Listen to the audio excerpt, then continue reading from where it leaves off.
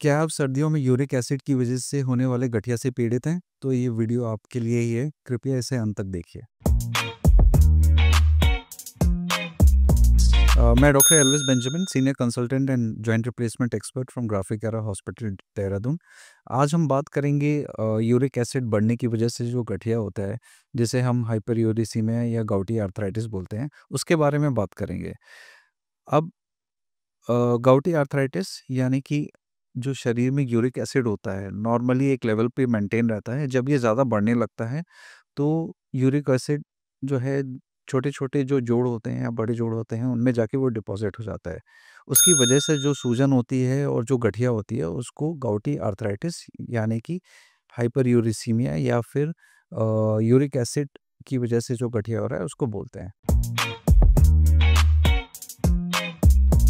इसके सिम्पटम्स जो होते हैं वो जॉइंट पेन, जॉइंट रेडनेस, यानी कि स्पेशली जो ये देखा गया है कि ये पैरों के जो छोटे-छोटे जोड़ होते हैं, उँगलियाँ होती हैं, उनमें ये क्रिस्टल यानी कि जो यूरिक एसिड डिपॉज़िट हो जाता है, उसकी वजह से जोड़ों में रेडनेस, दर्द, स्वेलिंग, ये सब शुरू हो जाती है। स्पेशली ये ठंड के मौसम में ज़्यादा होता है और यही इसका कारण है कि इसकी वजह से पेशेंट बहुत दर्द से परेशान होते हैं और डॉक्टर के पास आते हैं।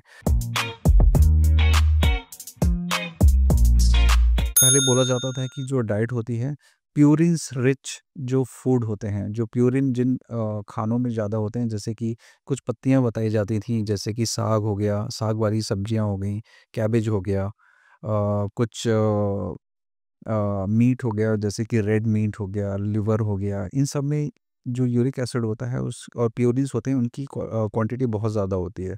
तो इन सारे खानों को अवॉइड करना चाहिए।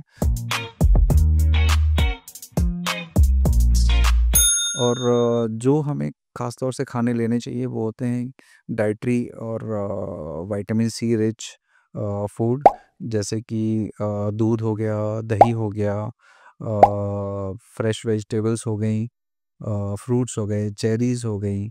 इस ये जो जितने भी खाने हैं, इन सब में प्यूरिन्स की क्वांटिटी कम होती है और ये लाभदायक होते हैं जिन पेशेंट को गाउट यानी कि गाउटी आर्थराइटिस होता है। इसका ट्रीटमेंट ये है कि सबसे पहले तो डाइट रिस्ट्रिक्शन करना चाहिए, एक्सरसाइजेस करनी चाहिए और हाइपरयूरिसीमिया यानी कि गाउटी आर्थराइटिस के लिए स्पेसिफिक मेडिसिन आती हैं, वो आपको डॉक्टर के कंसल्टेशन के बाद मिलेंगी। स्पेशली इनमें एलोपिरिनॉल होती हैं, कुछ दर्द की मेडिसिन्स होती हैं, ज़ैलोरिक या फिर फेविस्टैट टैबलेट्स होती हैं। ये सारी टैबलेट जो होती हैं, ये जो शरीर में यूरिक एसिड है उसको कंट्रोल रखती है।